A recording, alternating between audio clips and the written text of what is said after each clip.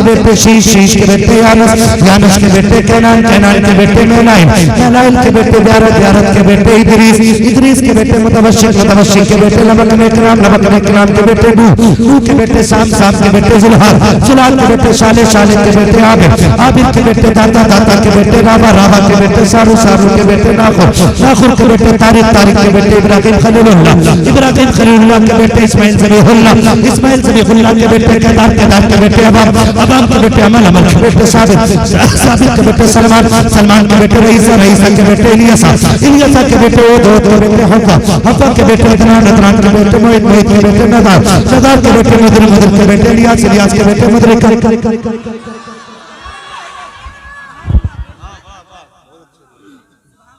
आप धोखा दे के बीच में मैं आप बता रहा हूँ, मैं ये से बुखार में हूँ, मैं दवा खा के उठ के आया। हाँ, दवा खा के उठ के आया, उसकी वजह से मुझे दिक्कत हो रही है बोलने, और आप इतना भी साथ देने तैयार नहीं है कि आप बीच में साथ छोड़ जा रहे हैं। बोले जरा सुना। नारे तकबीर, नारे रिसालत, मसलके आला हजरत, मसलके आला हजरत।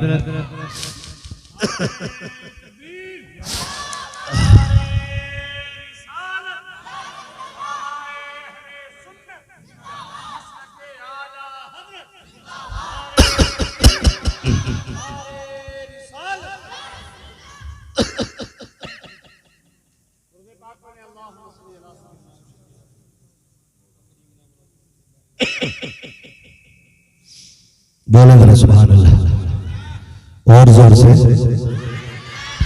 आदम के बेटे शीश, शीश के बेटे यानस, यानस के बेटे कैनान, कैनान के बेटे मेनाइल, मेनाइल के बेटे ब्यारत, ब्यारत के बेटे इदरीस, इदरीस के बेटे मुतवश्शिक, मुतवश्शिक के बेटे लबक ने इकराम, लबक ने इकराम के बेटे नूह, नूह के बेटे साम, साम के बेटे जुल्हाल, जुल्हाल के बेटे शालिक, शालिक के बेटे आबिद, आबिद के बेटे दाता, दाता के बेटे राबा, राबा के बेटे सारू, सारू के बेटे नाखुर, नाखुर के बेटे तारिक, तारिक के बेटे इब्राहिम खलीलुल्लाह, इब्राहिम खलीलुल्लाह के बेटे इस्माइल ज़बीहुल्लाह, इस्माइल ज़बीहुल्लाह के बेटे केदार, केदार के बेटे अबाब, अबाब के बेटे हमल, हमल के बेटे साबित, साबित के बेटे सलमान, सलमान के बेटे रईसा, रईसा के बेटे इलियासा, इलियासा के बेटे ओद, ओद के बेटे हफ़ा, हफ़ा के बेटे अदनान, अदनान के बेटे मोहित, मोहित के बेटे नदार, नदार के बेटे मुदर, मुदर के बेटे इलियास, इलियास के बेटे मुदरिका, मुदरिका के बेटे खदीमा, खदीमा के बेटे किनाना, किनाना के बेटे नदर, नदर के बेटे मालिक, मालिक के बेटे फार, फार के बेटे गालिब, गालिब के बेटे लुई, लुई के बेटे काब, काब के बेटे मुर्रा, मुर्रा के बेटे किलाब, किलाब के बेटे कुसै, कुसै के बेटे अब्दुल मनाफ के बेटे हाशिम है, हाशिम के बेटे अब्दुल मुत्तलिब है, अब्दुल मुत्तलिब के बेटे अब्दुल्लाह है, अब्दुल्लाह के बेटे मोहम्मद रसूलुल्लाह।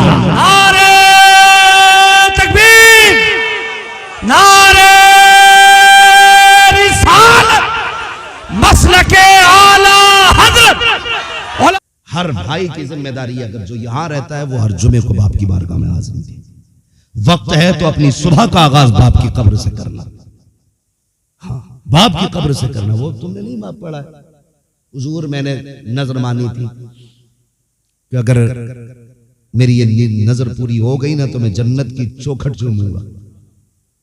हुजूर जन्नत मिले ना मिले पता नहीं किधर जाना है, क्या होना। हुजूर नजर मेरी वो मुराद पूरी हो गई है। नजर कैसे पूरी होगी? फरमाने लगे बाप जिंदा है, कहानी इंतकाल हो गया। फरमाया कब्र याद कहाँ है? क्या वो भी याद नहीं। फिर हुजूर कब्र भी याद नहीं का गुमान करना, जहां कब्र हो ना, जहां कब्र का गुमान हो। फरमाया बाप की कब्र के पैरों की तरफ चूम लेना, वो जन्नत की चौखट का नीचे का हिस्सा है। और बाप की कब्र का सरहाना चूम लेना, वो जन्नत की चौखट का ऊपरी हिस्सा होता है। अपनी सुबह का आगाज बाप की कब्र से कर। हम तो खुल के कहते हैं जी। मैं एक बंदे को जानता हूं, नाम नहीं लूंगा क्योंकि ये सोशल मीडिया का दौर है, लोगों को बुरा लग जाता है। मुझसे एक कहने लगा कि कई दिन हो गए नुकसान पे नुकसान हो रहा है, 2-3 लाख का नुकसान हो गया 15-16 दिन में। क्या हुआ? मैंने कहा यार माँ की कब्र पे कब से नहीं गया है, बाप की कब्र का तो होश ही नहीं है। लेकिन जब से दफन हुई है माँ की कब्र पे नहीं गया। मैंने कहा फिर तावीज और वजीफा ना पूछ, जा हर जुमेरात को माँ की कब्र पे जाया कर। मुझसे कहने की बजाय ना उनसे जाके कहना अम्मा दुआ कर नुकसान हो रहा है। और उन्हें राजी करने का तरीका यह है, हर 8वें दिन कुरान खानी करा। वो 2 मरतबा माँ की कब्र पे गया। तीसरे हफ्ते में मुलाकात हुई, कहने लगे यार बड़ा अच्छा मशवरा दिया, खुदा का शुक्र है जब से जाना शुरू किया अल्लाह ने बरकतें अता फरमा दी। बरकतें अता फरमाती हैं, ये माँ बाप होते हैं, माँ बाप होते हैं। और तुम्हें एक बात और बता जाओ, अगर याद रखना चाहें तो चलूं थोड़ा सा आगे, हालांकि वक्त हो चुका है, कल फाता भी होनी है और काम का वक्त भी है, मैं सबकी जरूरतें भी समझता हूँ। हाँ, तो कब्रिस्तान में जो लोग चले जाते हैं वो अपने लोगों का नारे इंतजार करते हैं। तकबीर, नारे रिसालत, अल्लामा अलहाज कारी यूसुफ जमाल साहब किबला। माशाल्लाह कर साहब तशरीफ ला चुके हैं, बस मैं बात खत्म करने लगा हूँ। चलूँ आगे थोड़ा सा, समझ रहे हैं ना बच्चे मेरी बात? मेरे लाल बहुत गौर से सुन रहे, पूरी जिंदगी काम आएंगी, पूरी जिंदगी काम आएंगी। जिनका वक्त गुजर गया उनका तो गुजर गया, अभी हमारा है, हम कोशिश करेंगे इन बातों पे इंशाअल्लाह अमल करने की। तो जो कब्रों में चले जाते हैं ना, तो फिर वो इंतजार करते हैं, वो इंतजार करते हैं। जैसे हमारे बाप की कब्र है और हम नहीं गए और पड़ोस की कब्र वाला कोई गया है, तो कहते हैं मुबारक हो यार तेरा बेटा आया है। और जब पलट के आता है तो उससे कहते हैं जा हमारे घर जाना ना, मेरे बेटे को भेज देना, उसकी बड़ी याद आ रही है, मेरे पोते को भेज देना, बड़ा प्यारा लगता था मुझे, मेरे नवासे को भेज देना, उसकी बड़ी याद आती है। लेकिन चूंकि एक फासला हो चुका है हमारी दुनिया और उस दुनिया के अंदर, वो कहता कि हम सुन नहीं पाते हैं। कभी पोते को बुलाया जाता है, कभी नवासे को बुलाया जाता है, जिनसे वो दुनिया में प्यार करता था, एक एक बंदे का इंतजार करता है। और खुदा तुम्हें तौफीक दे दुनिया के रंग रोगन से निकलना। एक दिन कब्रिस्तान जाया करो, अपनों की कब्र पर ठहरा करो, उनसे बातें किया करो, तुम्हारे बैठने से उन्हें राहत होती है। और फिर जो तुम्हें मांगना हो उनसे कहना अब्बा ये चाहिए, दुआ कर देना। जब तुम पलट के चलते हो, बाप हो या माँ हो, फिर वो हाथ उठा के कहता है ये मेरे मालिक, ये मेरा बेटा है। जब ये दुनिया में मैं था, मेरे पास आता था, ये बाहर जाता था, मैं 20 रुपए इसको देता था, मैं 50 इसको देता था। जब कभी मेरे पास आया, मैंने तकिए के नीचे से केला निकाला, सेब निकाला, मैंने कहा बेटे चुपके से खा ले, कोई देख ना ले। कभी मेरे बिस्तर से खाली नहीं गया, आज ये मेरी कब्र से खाली जा रहा है। मालिक मुझे गैरत आ रही है। रब फरमाता फरिश्तों इससे पूछो ये चाहता क्या है, तो वो पूछता के बंदे से बता तेरी क्या मर्जी है, तो वो ये कहता है बाप अगर मेरे पास पावर होती तो मैं खाली नहीं जाने देता। ए मेरे मालिक मैं तो नहीं दे सकता, मगर तू तो दे सकता है, तू तो दे सकता है, मालिक अपने कर्म से दे। अल्लाह कहता फरिश्तों जब ये बाप के पास आता था वो अपनी ताकत से देता था, आज हम अपनी शायान शान इसे देंगे, हम अपनी शायान शान देंगे। फरिश्ते कहते मालिक क्या देना चाहता है? रब फरमाता इसका नाम आमाल निकाला जाए, नाम आमाल निकाला जाता है। रब पूछता बताओ इसका नाम कौन सी जमात में है? फरिश्ते कहते हैं ये जहन्नमी है। फरमाया जाता इसे जन्नती लिख दिया जाए। फिर पूछा जाता है बताओ इसकी नेकियां कितनी है, गुनाह कितने हैं? मालिक गुनाह ज्यादा है, हुक्म होता है इसके सारे गुनाहों को नेकियों में बदल दिया जाए। फिर पूछा जाता है बताओ तो सही ये जन्नती है कि जहन्नमी? का दफ्तर तो ये कह रहा है कि ये जहन्नमी है। हुक्म होता है इसे जन्नती लिख दिया जाए। पूछा जाता है ये हमारे दोस्तों में है कि दुश्मनों में? फिर आवाज आती है ए मेरे मालिक ये तेरे दुश्मनों में है। हुक्म होता है हमारे दोस्तों में नाम डाल दो। फरिश्ते कहते मालिक आज ही आया है, इतने इनामात दिए जा रहे हैं, कितना देगा? आवाज आती है चुप हो जाओ फरिश्तों, अगर मैं भी उतना दूं जितना बाप देता था तो फिर मुझ में और बाप में क्या फर्क रखेगा? मैं जमाने को बताना चाहता हूँ कि जो अपनी ताकत के मुताबिक बेटे को दे देता है वो बाप होता है, जो शायान शान देता है वो खुदाए पाक होता है। नारे तकबीर, नारे रिसालत, मसलक आला हजरत अज़मत मुस्तफा सुभान अल्लाह माशाअल्लाह। ओ भाई अपनों की कब्रों पे जाया करें, अपनों की कब्रों पे जाया करें। आखिरी बात जो बहुत जरूरी बात है ये मैं पूरी कर लूं। अक्सर बाप के इंतकाल के बाद, अक्सर बाप के इंतकाल के बाद बाप यूं समझे एक जड़ है। क्या है? बोले थक गए पीछे वाले लोग।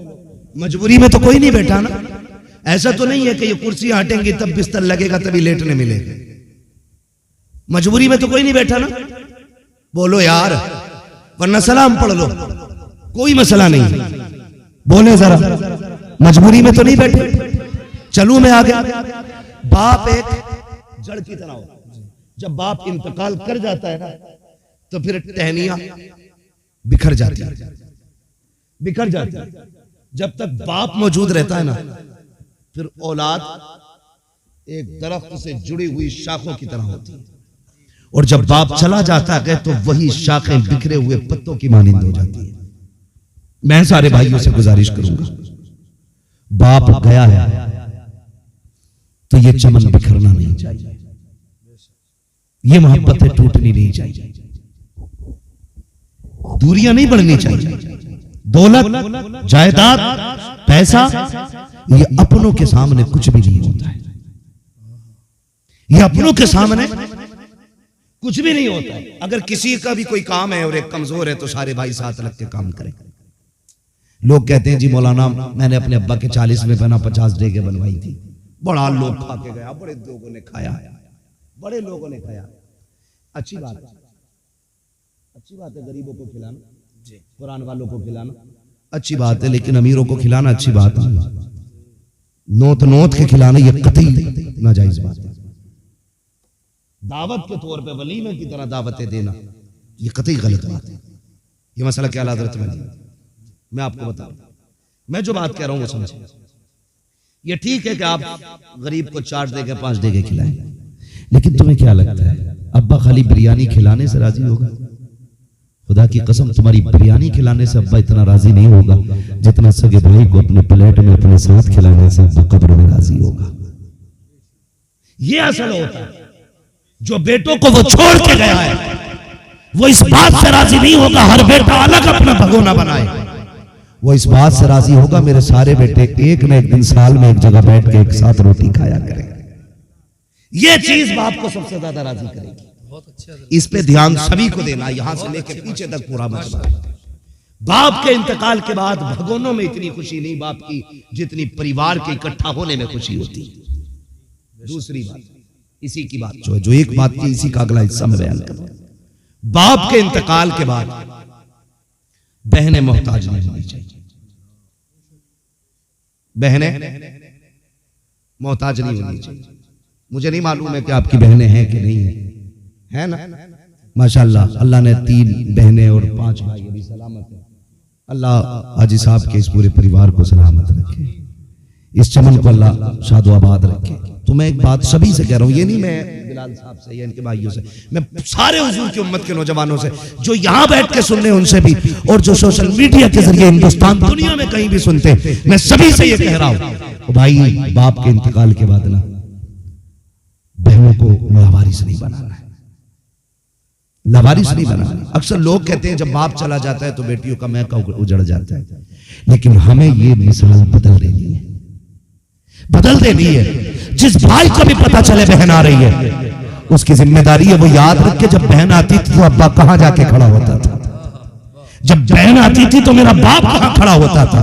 अगर तुम्हारा बाप यहां से निकल कर रोड पे जाता था तो दौड़ के रोड पे पहुंच जाओ, अगर वो बस स्टैंड पे जाता था तुम बाइक उठा के वहां चले जाओ, उसको देख के मुंह ना बिगाड़ना, ऐसे चेहरे से इस्तेमाल करना कि तुम्हारे चेहरे के अंदर उसे बाप का चेहरा दिखाई दे जाए। खुदा की कसम वो तेरे लुकमे खा के राजी नहीं होगी, तेरे चेहरे में बाप का चेहरा देख के मुस्कुराने लग जाए। असल काम ये करना है, असल काम ये करना। और आपके दरवाजे पे आपकी बहन राजी हो गई ना तो कब्र में सिर्फ बाप राजी नहीं होगा, मदीने में रसूल पाक भी राजी होंगे, खुदाए पाक भी राजी होगा। तो ये जिम्मेदारी वाले काम जो सबसे ज्यादा हमारी कौम के अंदर तबाही फैला रखेगा। अल्लाह तौफीक दे, परिवार को बिगड़ने नहीं देना है, बिखरने नहीं देना है, मोहब्बतें बांटनी है, एक दूसरे से प्यार करें, एक दूसरे से मोहब्बत करें। माँ बाप बड़ी दौलत है, इसकी कदर करें। अगर माँ बाप पर बात करता तो और भी कई घंटे चाहिए थे। बस एक यूं समझ लें, मेरे हुजूर अपने चचा के साथ चल रहे थे ना, तो हुजूर के चचा हुजूर के अदब में पीछे थे। हुजूर ने कलाई पकड़ के कहा, चचा मेरे पीछे न चला करो, तुम मेरे पीछे चलते हो तो लगता है कि मैं अपने बाप के आगे चल रहा हूँ। चचा ने कहा, या रसूल अल्लाह ऐसे क्यों? कहने लगे, लोग कहते हैं कि तुम्हारा चेहरा मेरे बाप के चेहरे से मिलता है। हुजूर ने चचा की इतनी इज्जत की है, चचा की हुजूर ने इतनी इज्जत की। जिसने चचा को इतना एहतराम दिया हो, अगर बाप उसका दौर पाता तो वो बाप को कितनी इज्जत देता।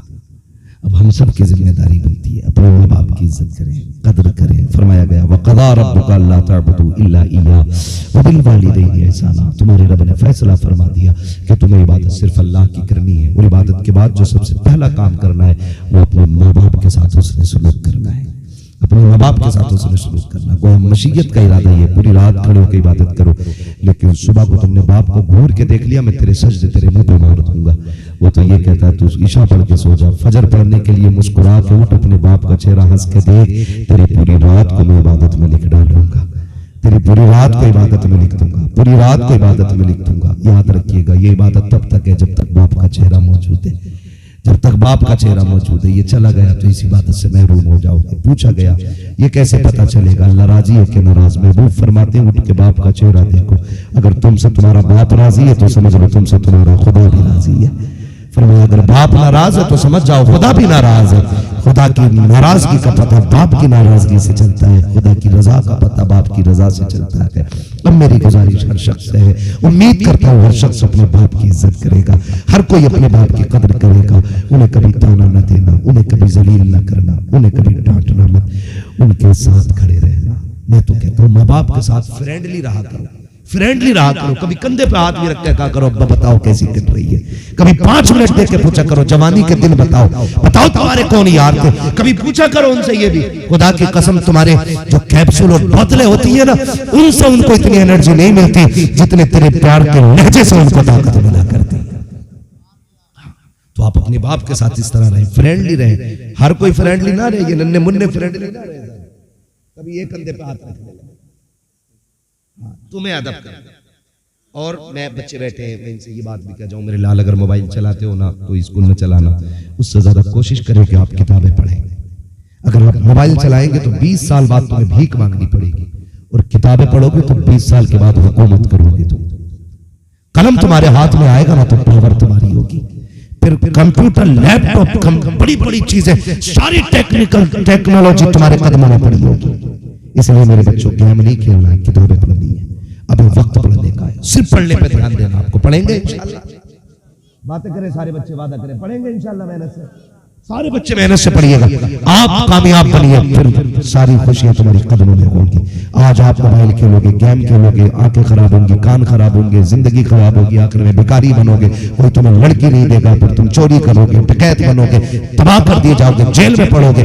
आज किताबें पढ़नी शुरू कर दो, कल हुकूमत करोगे, गाड़ियां तुम्हारे आगे पीछे होंगी, लोग तुम्हारे इशारे के मोहताज होंगे, इज्जतें तुम्हारे दाएं बाएं रहेंगे। इसलिए सारे बच्चे पढ़े, मोबाइल फेंक दे। ये अंग्रेजों की चली हुई चालें हैं जो हमारी नस्लों को बर्बाद करना चाहती हैं। हम अंग्रेजों के इरादों को पूरा नहीं होने देंगे, हम वो इरादे पूरे करेंगे जो मदीने वाले ने हमें दिए थे। पहला ऐलान किया था इक़रा बिस्मि रब्बिकल लज़ी खलक़, हम पढ़ के दिखाएंगे और जमाने को बताएंगे हम हुजूर के उम्मती हैं, हम निकम्मे नहीं हैं, बल्कि हम कामयाब कौम बन के दुनिया में आए। पढ़ेंगे बच्चे इंशाल्लाह, अब आपको परेशान तो नहीं करेंगे, पढ़ेंगे इंशाल्लाह। हाफिज बिलाल साहब बैठे, मेराज साहब बैठे, ये देखिए सारे उलमा बैठे, उन्होंने अपने बाप का सर ऊंचा किया है, पढ़ के सर ऊंचा किया। आपको भी सर ऊंचा करना है, पढ़ना है सारे लोगों को। मौला करीम मेरी गुफ्तगू में जो गलतियां हमदन साहब लफ्ज़न हो गई हूँ, वो माफ फरमाए, इसके सही को अपनी बारगाह में कबूल फरमाए। बस जो हुए